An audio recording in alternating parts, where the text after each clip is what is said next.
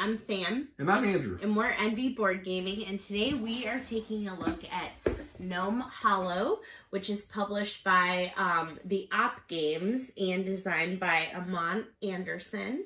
So Andrew is going to show us how to play, and we'll be back for our thoughts.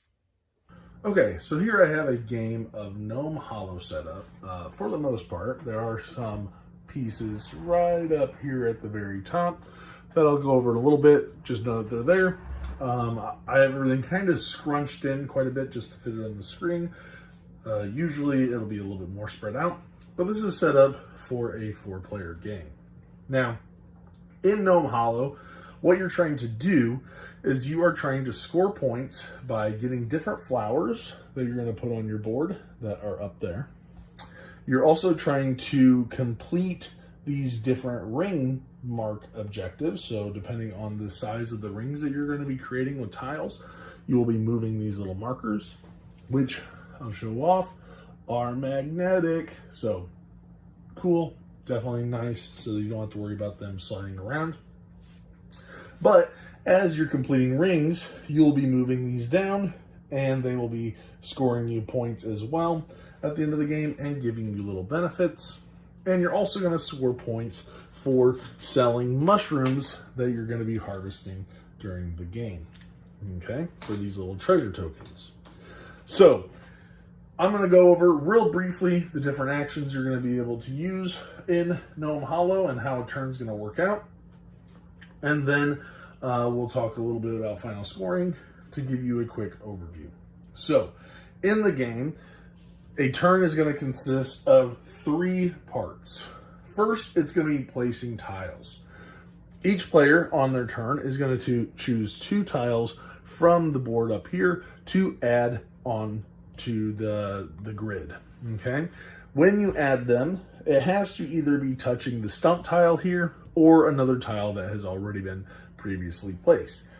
And when I place them, the mushrooms, the white mushrooms, have to touch white mushrooms, so this is valid. And the green grassy areas have to touch green grassy areas. So I could place that there. And then I might want to take this one and I could go like that, right? So that would be totally fine. You just place 2 and then that'll refill at the end of the turn. Okay, there will be an opportunity for you to place more than 2 tiles, but we'll talk about that in a little bit. But typically, it's going to be 2 tiles from here and potentially another 2 tiles. After you have placed tiles, you will then resolve where you place them if possible. So when you place tiles, if you completely finish a ring, for example, let's see if I can finish a ring real quick here. I'll try to make a quick little circle if I can. Can I? Yes. Okay.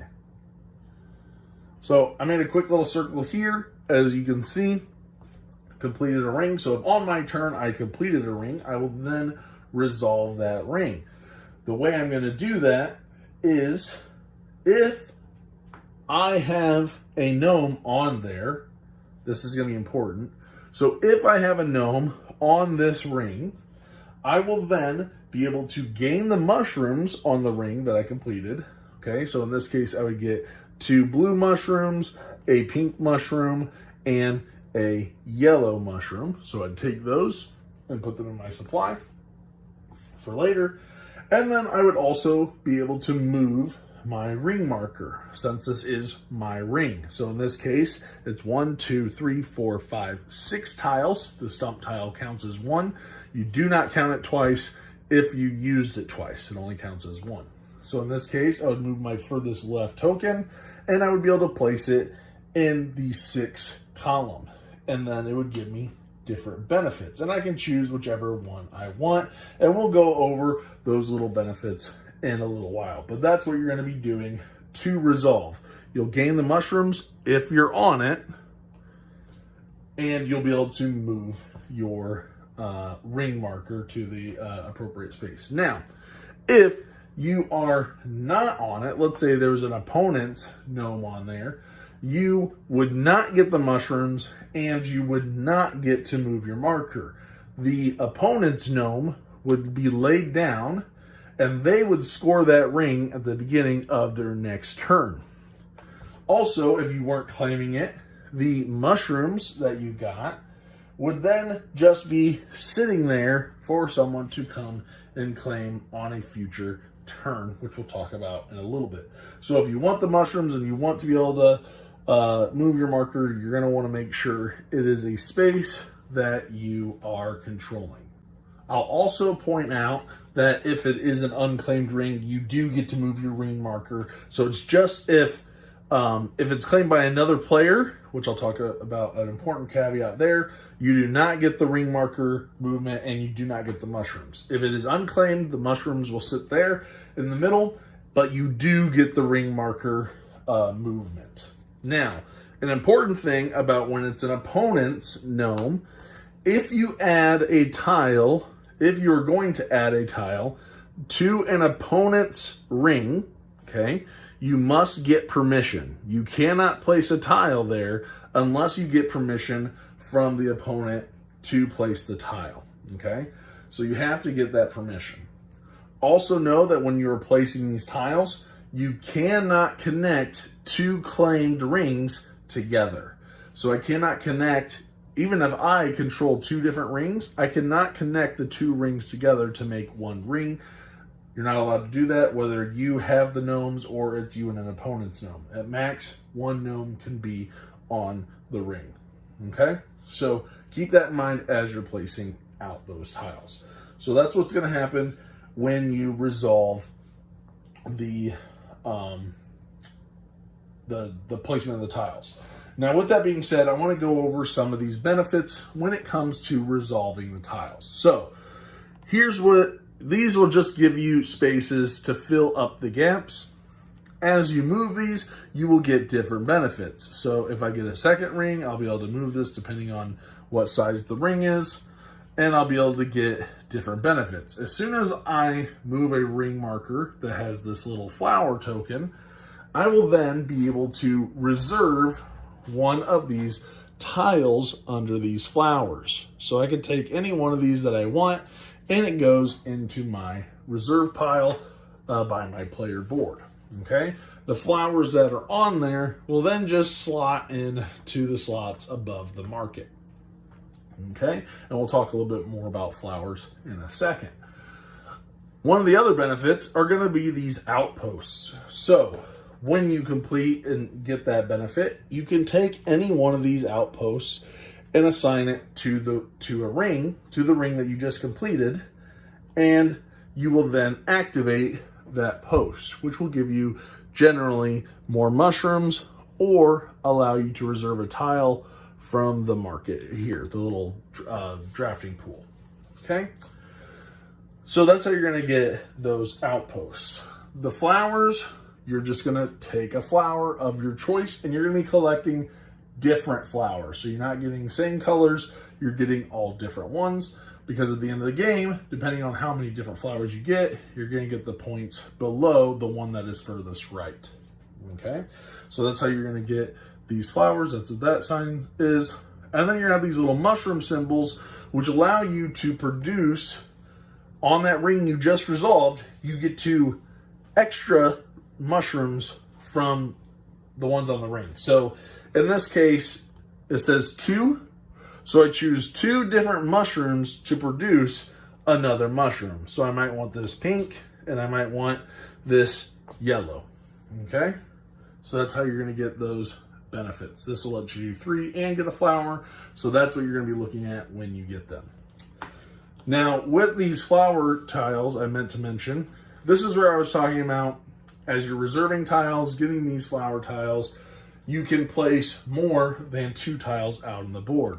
And with these flowers, these you do not have to get permission to place if it connects to an opponent's ring. So you can place those without permission, okay?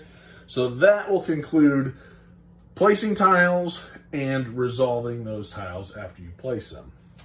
The last thing you're gonna do on your turn is you are going to take a gnome action. So you have 2 of these gnomes, And at any time, you can, or at the end of your turn, and this is optional, you can move a gnome to do one of 4 things. One can be to go and claim a ring. So if there's not a ring that's already taken or claimed, you can go and claim it. You can go up here to the flowers and take a flower of your choice to add to your board. You can visit an outpost. So if there's an outpost that's out on the board in the center of a ring, you place your gnome in the center of that ring and activate that outpost. Or you can go to the center of the stump, which will allow you to sell your mushrooms for treasure points. Okay? And each mushroom has a different rarity. So the purples are much more rare, whereas the reds and the yellows are much more common. And when you sell them, there's only certain numbers. So you can't sell less than 2. But once you sell a certain denomination, so in this case, if I had 6 purples, I would then sell those, get the points, and cover it up. Once these are all gone, the only way to sell purples is at the cheapest rate. So 2 mushrooms for 3 points. Even though this one is not uncovered, this is empty, so this one is not available. So you have to only buy these, okay? And each of these have a certain number to cover up, so they will be going away if you don't sell them fast enough. Or if you're trying to save up and other people are undercutting you, selling things faster, okay? And that's how you're gonna do the gnome action, all right? So after you're doing this, at the end of the game is gonna end once somebody places their 8th ring marker on their board, moves it, gets their 8th flower, or when the bag is empty, okay? At that point in time, you'll finish the round, and then everybody will get a gnome action, and only a gnome action, and then you'll score points. You'll get points for your rightmost flower, also your rightmost uncovered ring marker, and the treasure tokens that you have collected from selling mushrooms. There is also a variant that I particularly like, and that is this little trading variant, so that when you activate a trading post or visit one, you can do one of the trades associated with that trading post. And so you can just kind of tack that on to whenever somebody uses one of those, they can do a trade as well. And whoever has the most points is going to win the game. And that's how you play Gnome Hollow. Also, real quick, I wanted to mention that there is a advanced side of your player boards as well. And so this side, as you can see, instead of just the basic numbers for the rings, they're also looking for specific shapes. So if you get a little bit used to the game and understanding the basic game itself, you can step it up a little bit and be able to make it a little bit more challenging based on the different shapes that you're going to be making with those rings. So that is also a variant that you can play in the game. So let's go ahead and tell you our thoughts. All right, and we are back. So I think this was at least one of my most anticipated games. I think it was. Of this year. I think it was on our list. If not, it was really close. I'm pretty sure it was on there. Mm-hmm. There's always a ton of games to anticipate every year. Yeah. So, especially this year. Yeah, but I do remember this one, I think, as being pretty high on. Mm-hmm. So, so Gnome Hollow, let's just jump right into it. So I think first and foremost, something that regardless of whether or not you know anything about the game, I think most people know there's magnets. Yeah. And so let's jump into that production part of our review, is that yes, those magnets are really cool, and those pegs to where you don't have to worry about things getting bumped. However, I mean, still if the table gets bumped, your grid that you're building out can still get kind of pushed around. Mm-hmm. And granted, I know you can't put magnets in, but the magnets are nice, is what I'm trying to say. Yes. Magnets are nice.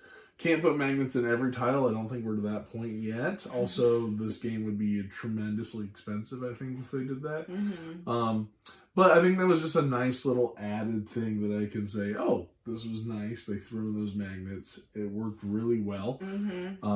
I think that's something everybody will probably advocate for is more magnets in board games. Yeah, because I feel like if it didn't, it would have been a hot mess. Like, just with the little, like, pillar they could have slid around. things. I think you can get around it and just do dual layer boards, but overall, still nice. Yeah, still very nice. I would have been happy with dual layer boards. Magnets is just something cool to be able to hold it up and be like, hey, look, magnets. Yeah, and if you bump it, I mean, they don't move. They're not going to go anywhere. So true. If you bump a dual layer, they could still potentially fall. But anyway, what do you think about the art and the graphic design?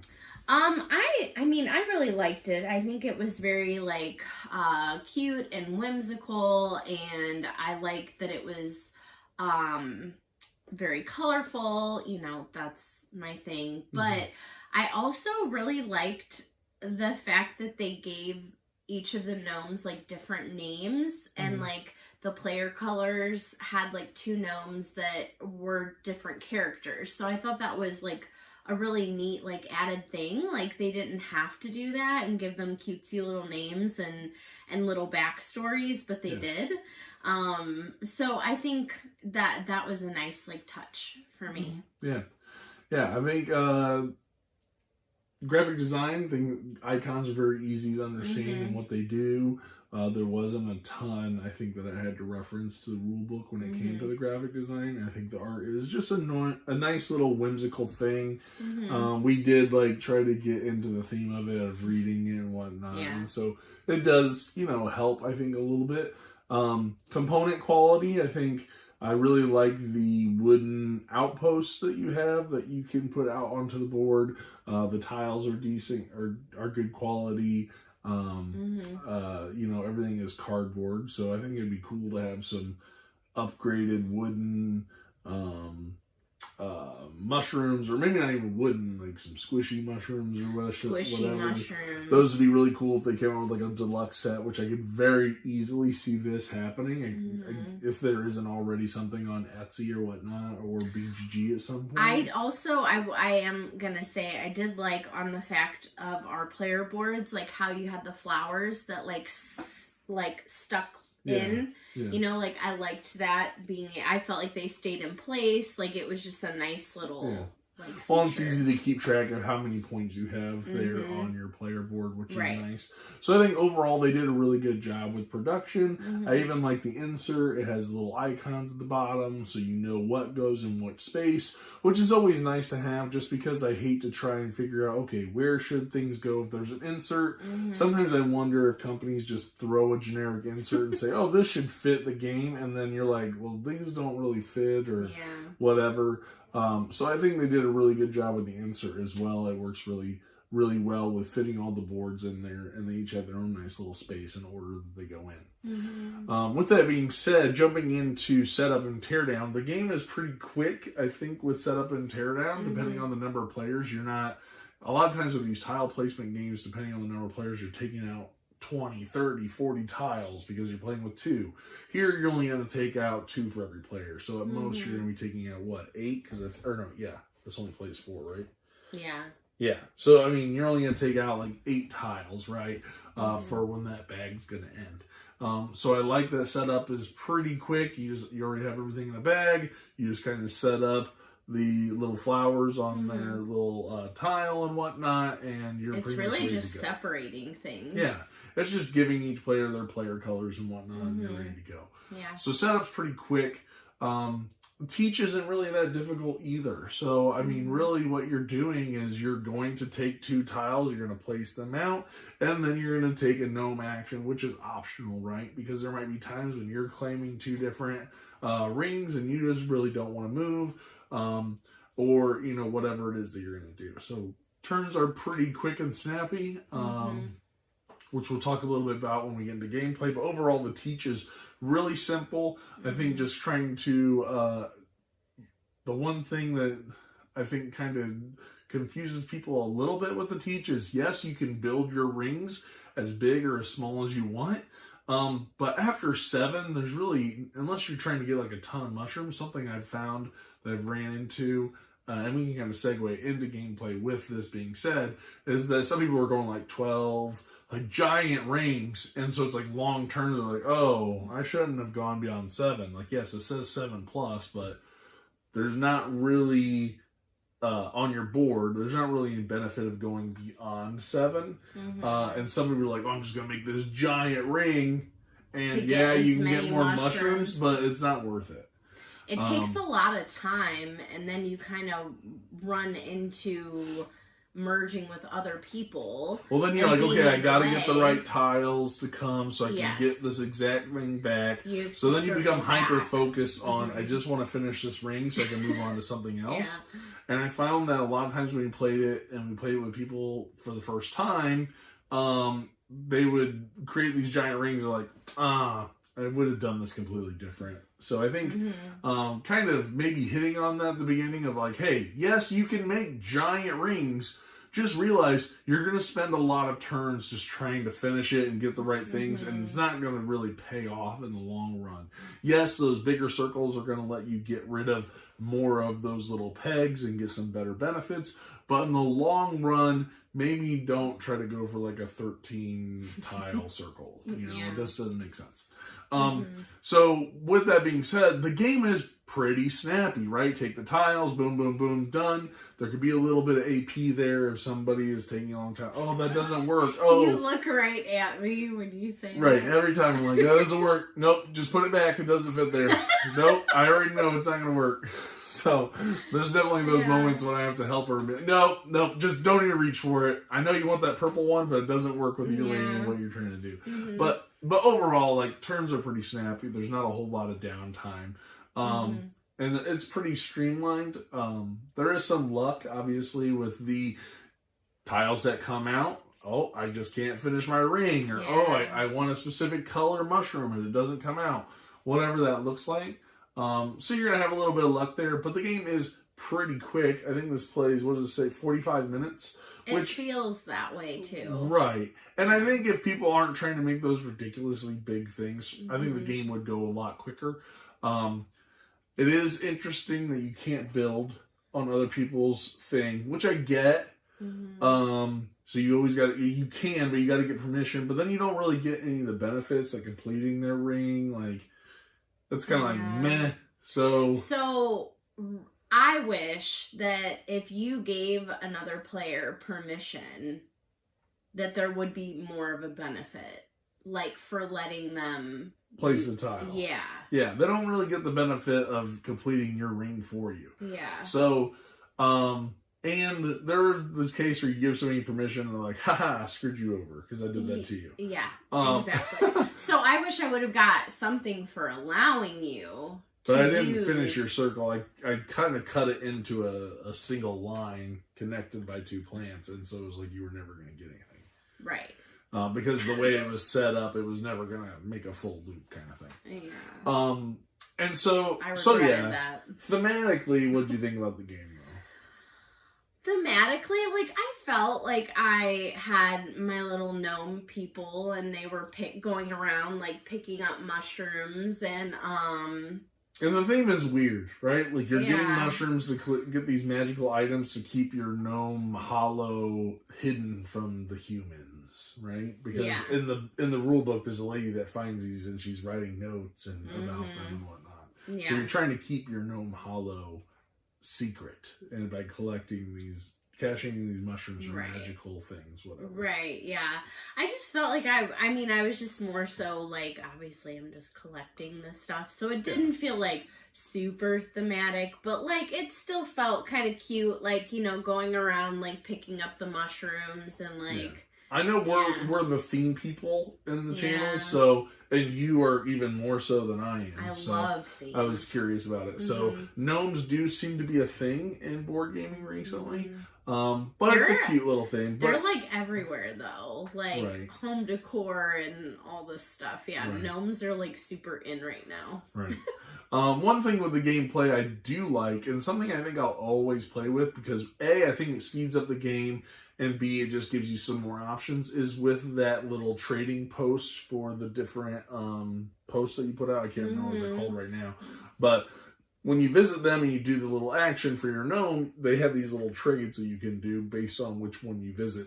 And so I really like that. I think that just helps kind of move the game along in case you don't have the right colors of mushrooms that you're needing, and you can exchange a little bit better. So I do like that, and I think whenever I play the game, I'll always play with that variant. I don't think I really utilized that part of it, and I wish I would have. You should have. Yeah, I mean next time, but yeah, I didn't really get to utilize it. Right, and so yeah, I think overall it's a pretty decent, lightweight game, maybe light plus. Yeah, light-ish. Yeah, it's on the lighter side, but I would say it's like light plus. Like it's kind of that next step from very like entry level.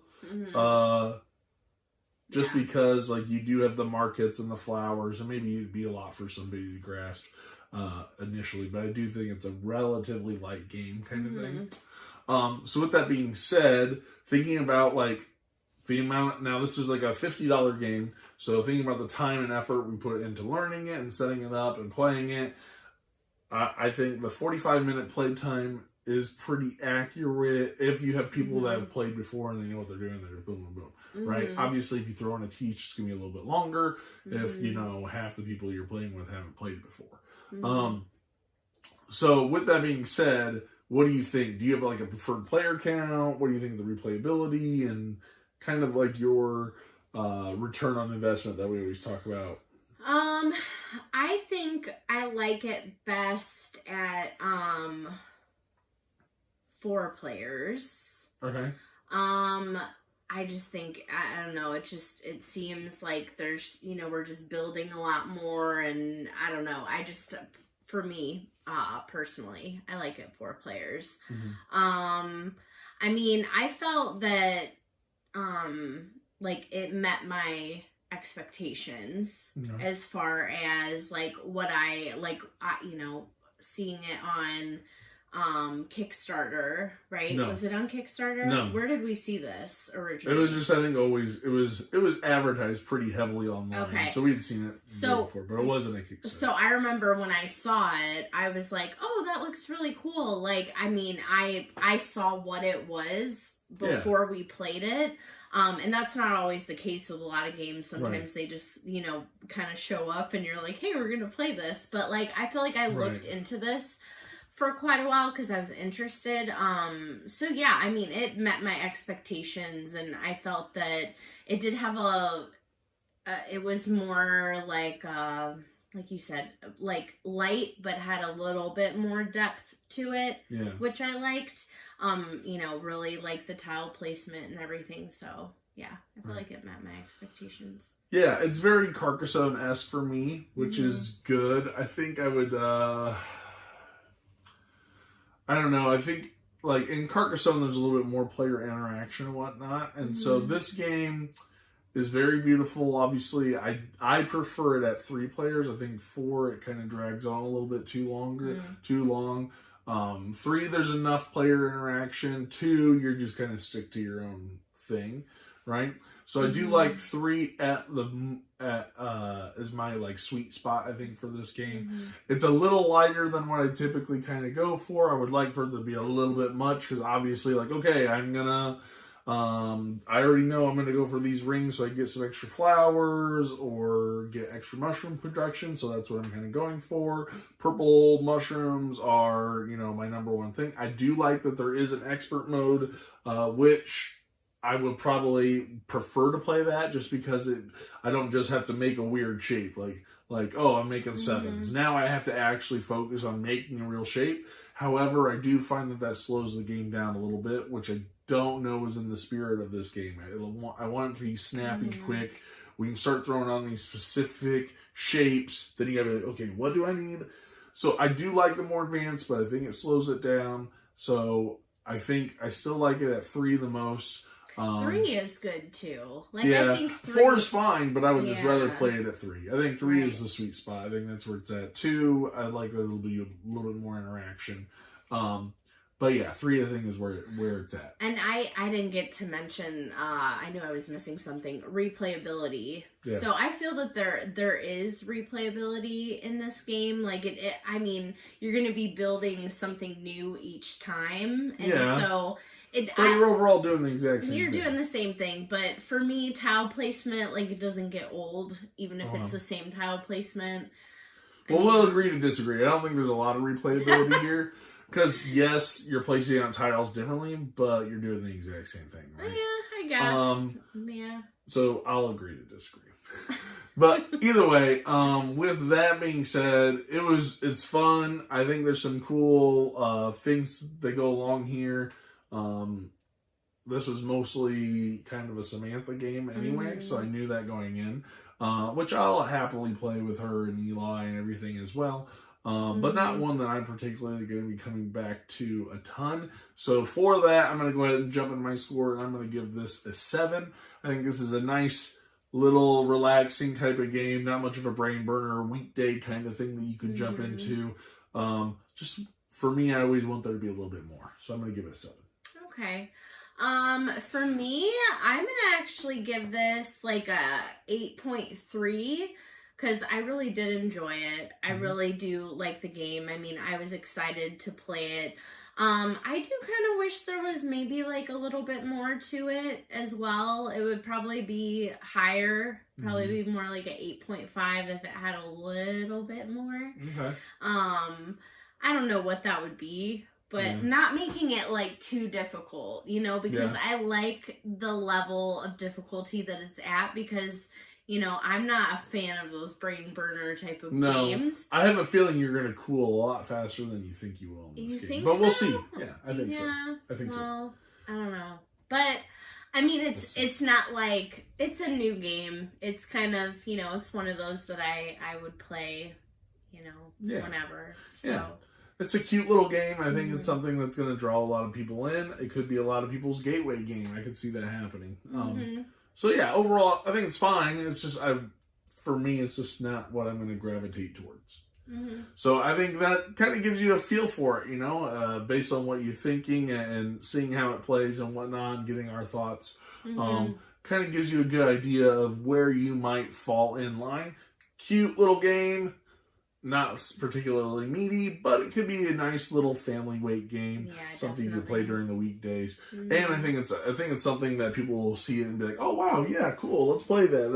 That looks very welcoming and kind of draws people in. So with that being said, please like, comment, subscribe, and we will see you guys on the next one. Go get your little gnomes. Bye.